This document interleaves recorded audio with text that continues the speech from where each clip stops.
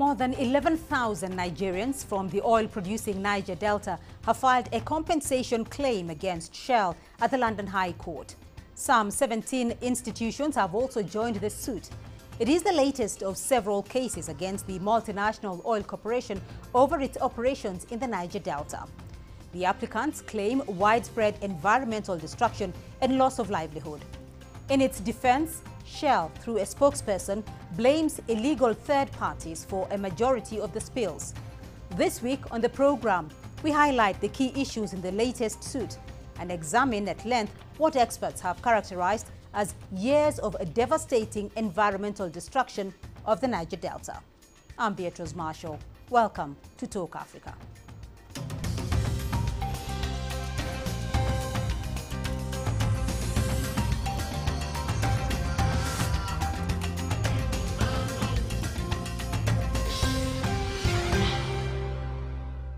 Now, in the oil-rich Niger Delta region of southern Nigeria, oil was first discovered in the 1950s. Since then, thousands of oil spill incidents have happened, and the epicenter of this has been Ogoniland. Between 1976 and 1991, more than 2 million barrels of oil polluted Ogoniland in nearly 3,000 separate oil spills. Fast forward to 2020 and 2021. Nigeria's National Oil Spill Detection and Response Agency recorded 822 combined oil spills, totaling more than 28,000 barrels of oil discharged into the environment. Communities that depend on farming and fishing have felt a direct impact on their livelihoods. They are also afflicted by myriad of health problems. The backlash has been a flurry of court cases against Shell. 2 years ago, a Dutch court ordered oil giant Shell to pay Nigerian farmers for oil spills in the Niger Delta. The court also ordered Shell to clean the pipes. In the latest twist, a UK law firm has filed claims against Shell on behalf of over 11,000 people and 17 institutions, including churches and schools from the Ogale community in the Niger Delta, for compensation.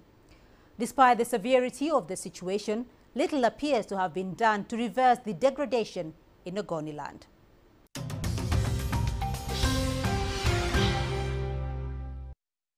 Well, let's now bring in our panel of experts, all joining us via Zoom. In Port Harcourt in Nigeria, Nimo Ibasi, environmental activist. In Johannesburg, NJ Ayuk, executive chairman of the African Energy Chamber. We also reached out to Shell to be a part of our panel, but did not respond to our request. A warm welcome to you both to the program. Now, NJ, let me start off with you, because in 2021, Shell was ordered to pay 15 million euros to communities in Nigeria affected by multiple oil pipeline leaks in the Niger Delta. Now, the community is back in court asking a UK court to compel Shell to clean up and pay compensation. How much of a landmark is this, and what impact will it have on future litigation? I think this is a landmark decision for communities that have been affected by oil production not just in Nigeria, but across Africa. One of the key things that you have to look at this industry, and especially this case specifically, is that for once the oil companies are being held to account to explore for energy in a sustainable, friendly way. The issues around here also go deeper than just Shell as an oil company. You also look at how the Nigerian government itself has really managed the process and what it has done when it comes to dealing with those host communities. So definitely, from an energy chamber perspective, we believe that the local communities do have a case and the courts have spoken. Right. Nimo, you know, the Niger Delta in southern Nigeria is arguably one of the most polluted places on earth. So what has been the extent of the environmental destruction of the oil spills? How often do the leaks continue to occur? Oil spills have occurred in the Niger Delta for over 6 decades. In fact, the first commercial shipment of oil was in 1958. And it's been a tale of woes for the communities since then. Apart from the oil spills, we're having continuous gas flaring or gas venting in the oil fields, where gas furnaces burn 24 hours a day, wasting a gas that could have been used to supply energy for not just Nigeria, for most of Africa. And now we have oil spills ongoing at every point in time. So as we speak now, there's an oil spill ongoing in the Niger Delta.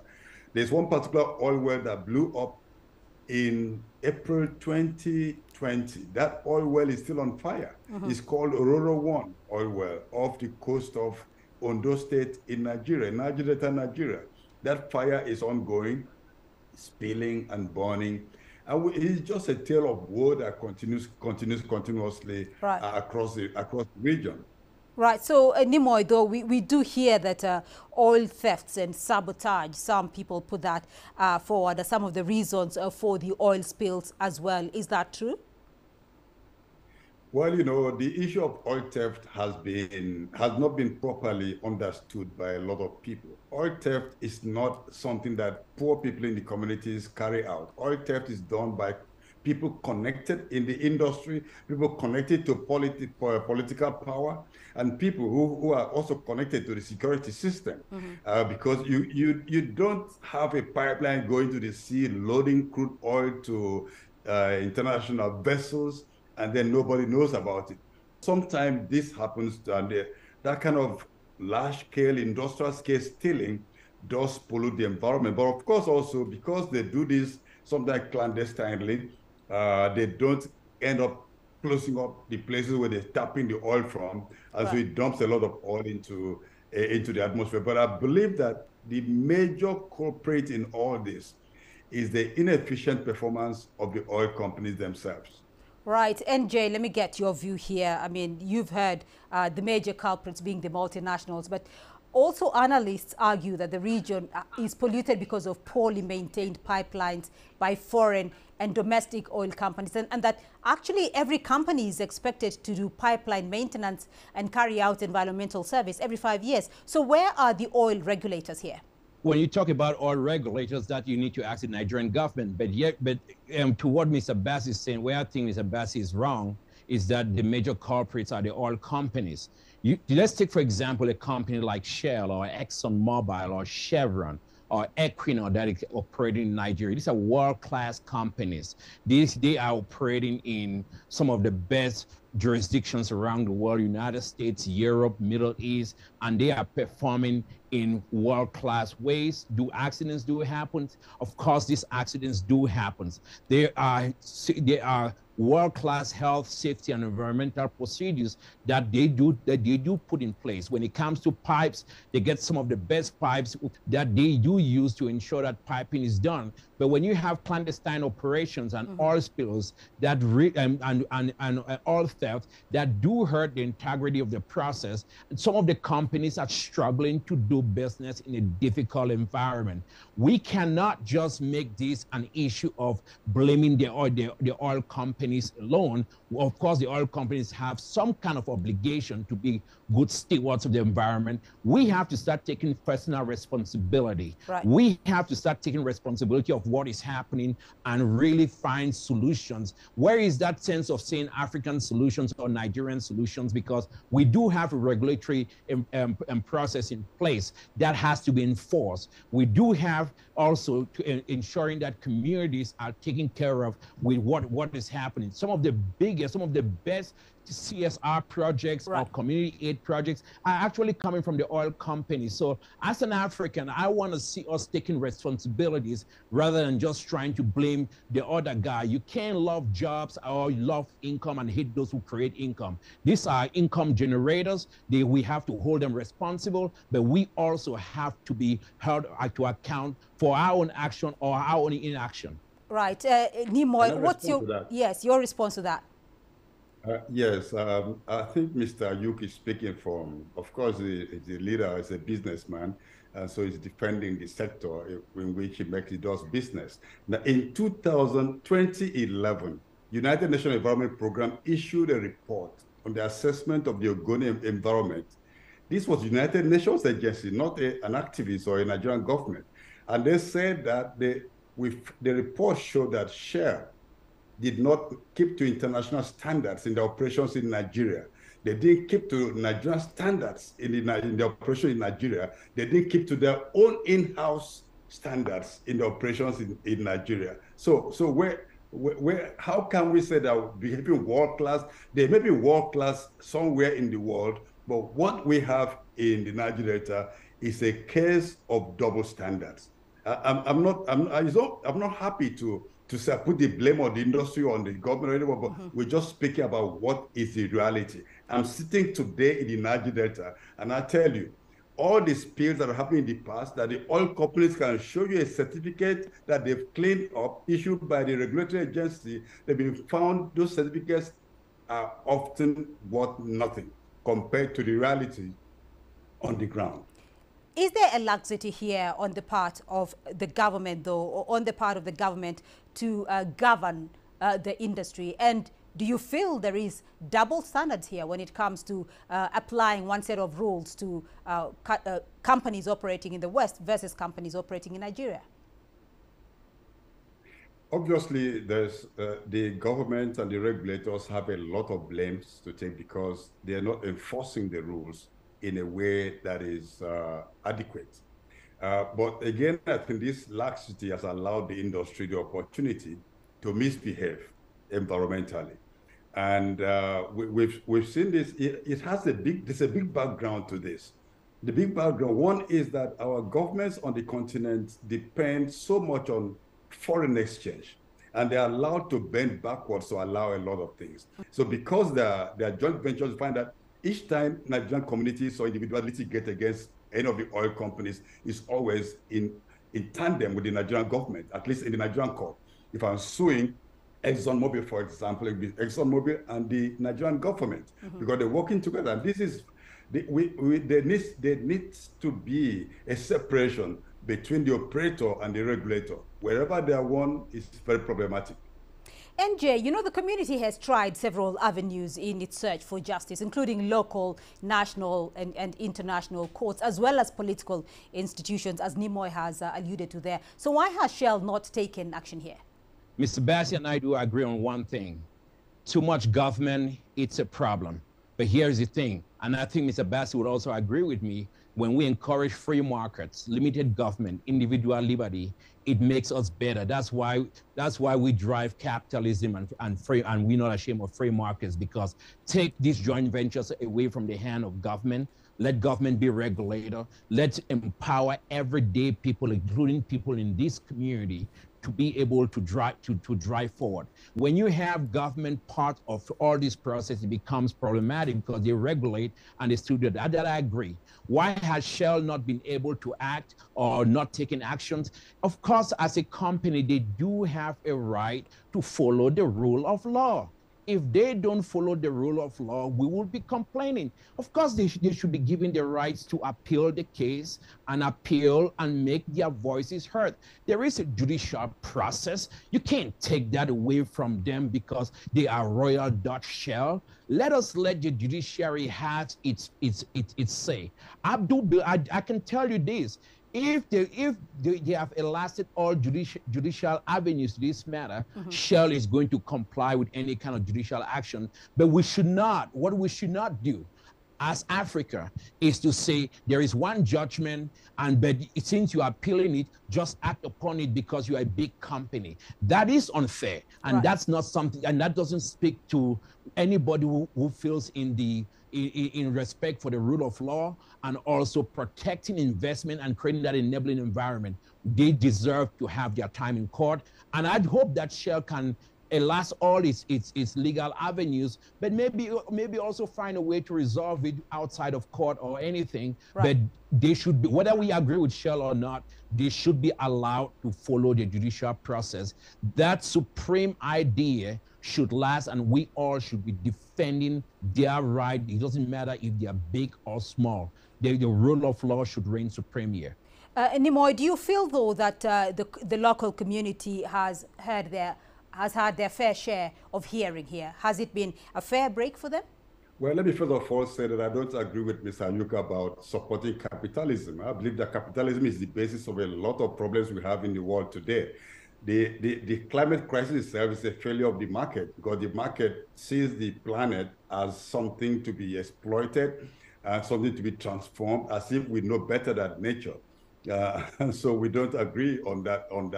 But again, I don't think communities, the particular cases where communities manage to get some concession through the court system are not enough to address the issues. Because even if you pay a community billions of dollars, that doesn't translate to a livable environment. What I believe should be the case is that industry must be held to account, not just to make reparation for damage, but to repair the damage that's been done. This is what we need in Africa. We need a safe environment. Our people depend directly on environmental resources. And so if you pollute all my rivers and they pay me some hundreds of billions or billions of dollars, that doesn't give me life, because I'm still going to need water to drink. I'm still going to need the fish, and I'm still going to need a healthy environment in which to recreate and to run my culture. So, Nimoy, I do want to put this to you as well. Do you feel that the local communities in the Niger Delta have had a fair hearing, whether it is in the local courts, international courts, or from political institutions? Well, that's a complex question, but let me say at the level of the national court, we have a system where cases can run for decades. In fact, one of the cases that went from Nigeria to The Hague, 4 farmers eventually got some level of victory. The original plaintiff died off. It's just the successors who are going to get the benefit of the verdict that has been delivered by the court in The Hague. So the system that drags for that long does not really deliver justice. So the people have not had a fair hearing. They're not having fair justice, if there's anything like fair justice. But let me say that the particular case in London, in the UK court, that said that international oil company Shell cannot run away from the offense or anything committed by their subsidiary in Nigeria is very significant, in the sense that transnational oil companies or any other extractive or any company for that matter has to be ready to accept what their subsidiaries do, because they share the profit. They don't only share, they can't just run away from the blame. All right, gentlemen, we are going to take a short break now. And when we come back, we'll discuss what African countries can do to balance development and environmental concerns. Do stay with us.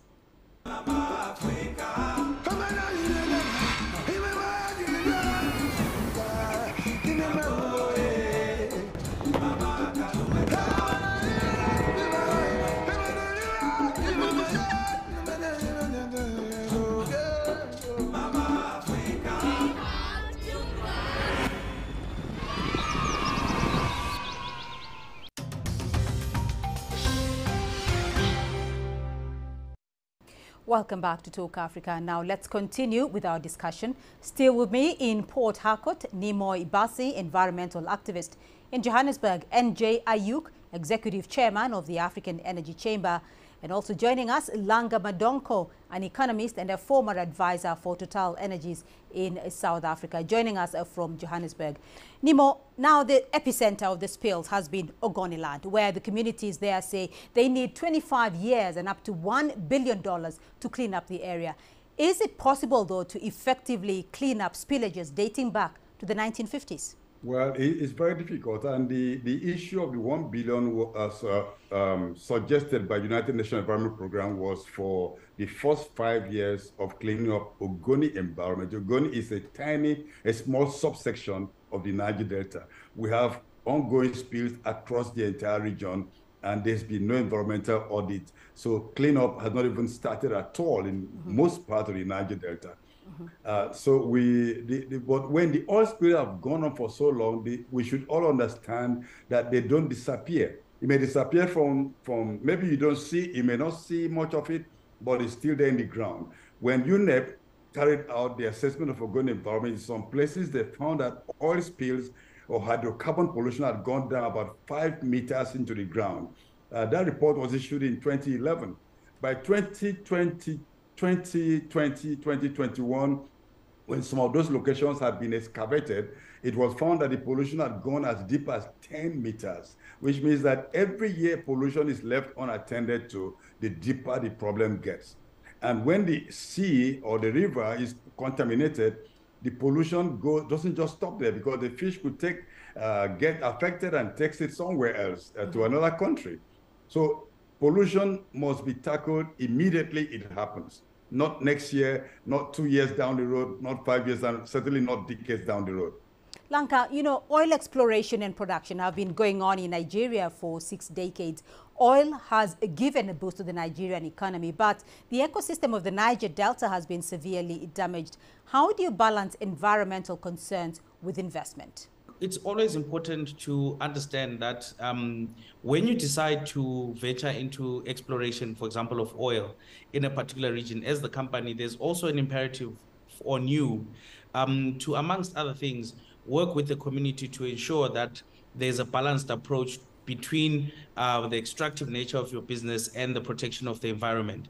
I think in many cases where we've seen extraction happening on the African continent, those who have come in, the multinationals, have enjoyed the exploration part and not so much committed to the work around preservation of the environment and the rehabilitation post the process of extraction.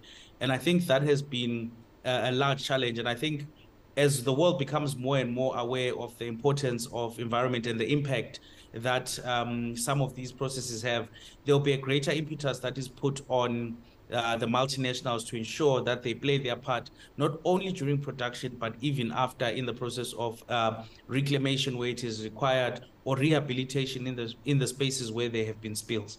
So you've talked about the multinationals almost having a free reign on the African continent. But given the environmental damage that has happened in the Niger Delta over the last decades, has this investment, though, benefited the local community? I guess it's on a scale where one would have to weigh the benefit versus the harm. If you are part of the local community, you are looking at the harm. I think it's been well documented how the local community feels about it, how in some instances, and I quote some narratives that were put into the public domain from the communities, that they were now living in a time where they had to eat, drink, and even breathe oil.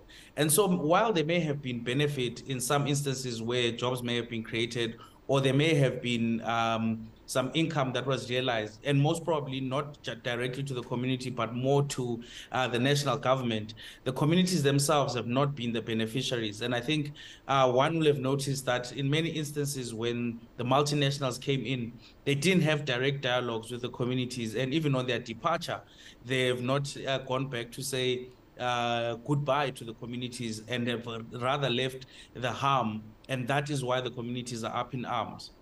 And Jay, why is change is so slow? And are we seeing much effort, though, from all stakeholders, whether it's the multinationals, the government, or the community, in cleaning up the Niger Delta, in environmental protection, in restoring the ecosystem?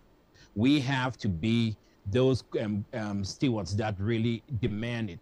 The oil companies are going to do their very best. The oil companies are going to comply with every environmental regulation they have in country.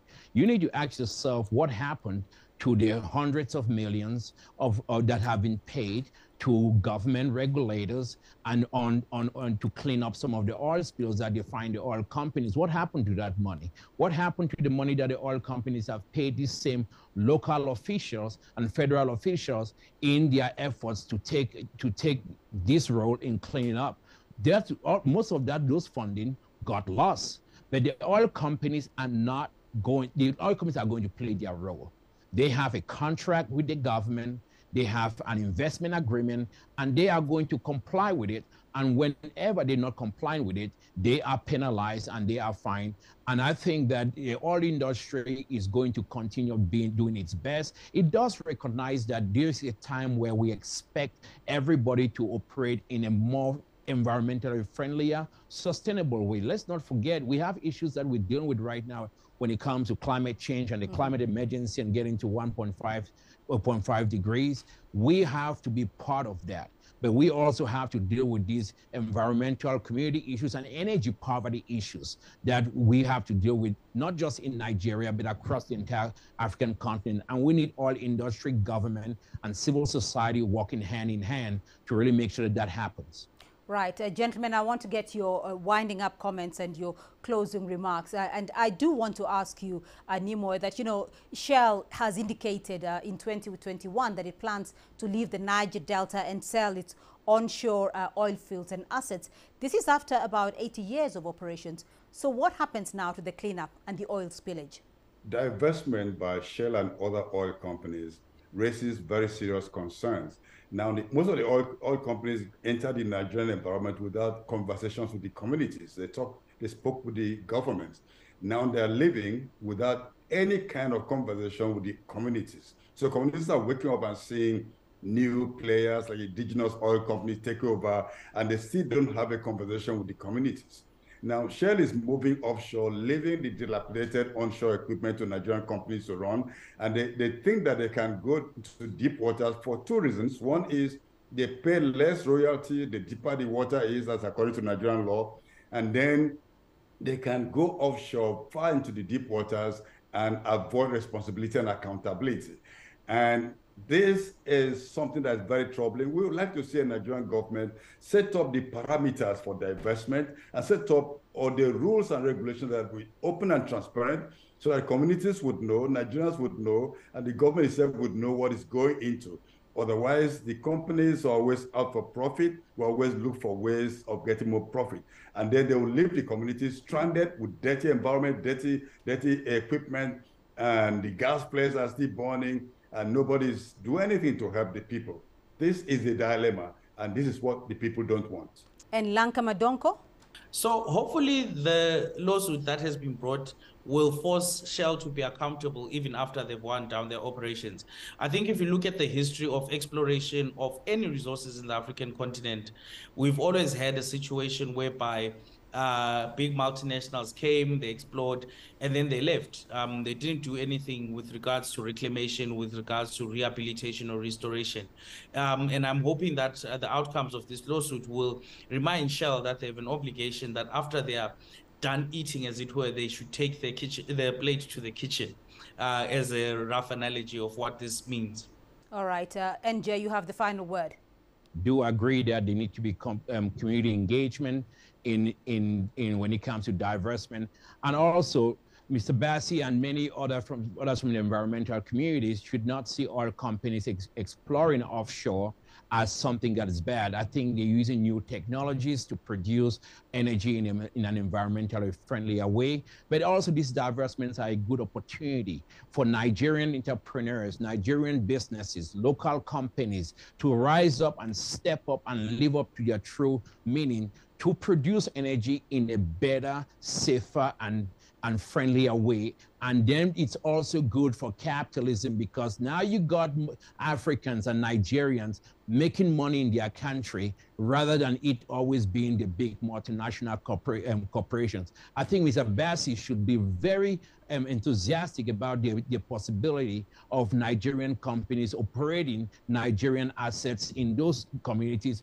but also engaging Nigerian communities and Nigerian citizens so that it can be done well. The rules must not be stacked against indigenous Nigerian companies, but they must also be forced to comply. I know it's a tough act to follow, but we have work to do for all of us. And who would have thought that we would have Africans talking about the environment in an African country and really agreeing much or sometimes disagreeing, but that tells you that an African discussion is happening, and I thank you for giving us that opportunity. Thank you too for being a part of this discussion and for your insights. But that's all we have time for on this edition of Talk Africa. A big thank you to our panel of experts. In Port Harcourt, Nimoy Bassi, environmental activist. In Johannesburg, NJ Ayuk, Executive Chairman of the African Energy Chamber. And also in Johannesburg, Langa Madonko, economist and a former advisor for Total Energies South Africa.